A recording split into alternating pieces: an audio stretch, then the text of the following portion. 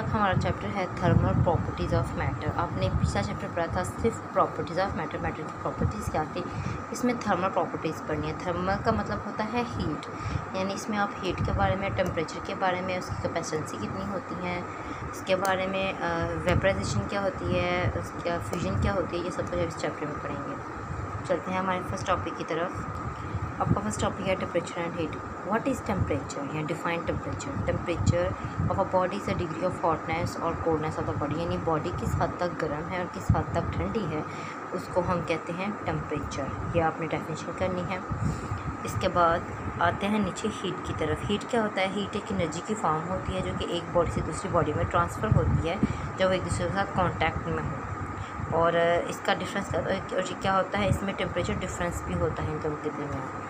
तो ये definition heat की भी आपने करनी है और टेम्परेचर की आपने करनी है। इसके अलावा ये आपने याद रखना है कि नेचुरल थर्मोमीटर क्या है, कोकेस्ट फ्लावर। कोकेस्ट फ्लावर क्या करता है, नेचुरल थर्मोमीटर वो बताता है कि किसका कितना टेम्परेचर है। ओके, ये आपने ये नाम याद रखना है। उसके बाद जी नेक्स्ट पेज पे पेज नंबर 170 पे डेफिनेशन है इंटरनल एनर्जी की। इंटरनल एनर्जी क्या होती है, जब भी आप काइनेटिक एनर्जी यानी मोशन की वजह से जो एनर्जी आती है एंड पोटेंशियल एनर्जी यानी जो हाइट की वजह से जो एनर्जी आती है, इन दोनों को प्लस करते हैं और इसके साथ इनके जो एटम मॉलिक्यूल्स और पार्टिकल्स होते हैं एसोसिएट करते हैं, उसको हम इंटरनल एनर्जी कहते हैं। इंटरनल एनर्जी किन पे डिपेंड करती है, मैस पे, काइनेटिक एंड पोटेंशियल एनर्जी पे। ये भी आपने यहाँ तक याद रखना है, ये भी कर। नेक्स्ट टॉपिक है तो हमारा specific heat capacity. Specific heat capacity क्या होती है, इसमें यह है कि जब आप किसी बॉडी को टेम्परेचर देते हैं तो उस बॉडी का जो मैस है, अगर फॉर एग्जांपल 1 kg है और वो उसका जो टेम्परेचर 1 केल्विन हो जाए, उसे हम स्पेसिफिक हीट ऑफ सब्सटेंस कहते हैं। फॉर एग्जांपल ये कोई सा भी एक सब्सटेंस है, आप इसको नीचे से हीट देंगे यानी टेम्परेचर देंगे, ठीक है, अब इसको नीचे से हीट देंगे, लेकिन जैसे ही आप इसको हीट देंगे इसका टेम्परेचर हो जाएगा 1 केल्विन और इसका जो मैस है वो हो जाएगा 1 kg। ऐसी हीट को हम कहते हैं स्पेसिफिक हीट कैपेसिटी, ठीक है। ये सारा करना है, ये ऐसा लॉन्ग क्वेश्चन आता है। When a body is heated, जब आप किसी बॉडी को हीटेड करते हैं, इट्स टेम्परेचर इंक्रीज, तो जाहिर सी बात है इसका टेम्परेचर इंक्रीज़ करेगा। Increasing the temperature is found to be proportional to the heat of the, यानी जितनी हीट आप प्रोवाइड करेंगे उसका टेम्परेचर उतना ज़्यादा होगा। इसका मतलब हीट डायरेक्टली प्रोपोर्शनल है टेम्परेचर के। It's also observe that quantity of heat required to raise temperature, यानी कि अगर हीट ज़्यादा होगी डेल्टा क्यू तो टेम्परेचर भी उतना ज़्यादा होगा, यानी डेल्टा टी, वो डायरेक्टली प्रोपोर्शनल होते हैं। उसके साथ उसका मैस भी जोन सा है, जो मैस है वो भी डायरेक्टली प्रोपोर्शनल होता है, क्योंकि जितनी हीट देंगे मैस भी उतना ही होगा।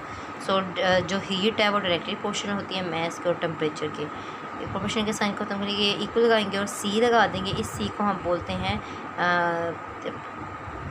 कांस्टेंट प्रोपोर्शनैलिटी, ठीक है। इसे स्पेसिफिक हीट ऑफ कैपेसिटी भी कहते हैं। और इससे हम सी केवल निकाल सकते हैं, एम डेल्टा टी यहाँ पे मल्टीप्लाई, यहाँ पे क्या हो जाएगा डिवाइड। ये अब हीट का जो टेम्परेचर है, एनर्जी होती है, ये इसका होता है जूल, मैस का होता है केजी और टेम्परेचर का होता है केल्विन।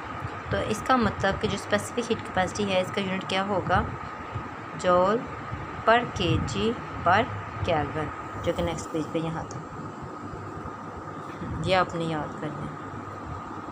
नेक्स्ट है जी हीट कैपेसिटी। उसमें था स्पेसिफिक, उसमें ये था कि मैस भी इंक्रीज़ करता है, 1 kg होता है। हीट कैपेसिटी में होता है जब आप हीट एनर्जी इसको देते हैं तो वो ऑब्जर्व कर लेता है सब्सटेंस और 1 केल्विन टेम्परेचर इंक्रीज़ करता है, उसे हीट कैपेसिटी कहते हैं। सेम वैसे ही है हीट कैपेसिटी क्या होता है, जितनी हीट प्रोवाइड करेंगे टेम्परेचर उतना ही रेस करेगा। डाटा क्यू पीछे हमने ही स्पेसिफिक हीट कैपेसिटी किया था, MC डेल्टा टी के इक्वल, डेल्टा टी से कट जाएगा, हीट कैपेसिटी किसके इक्वल आ जाएगी, MC के।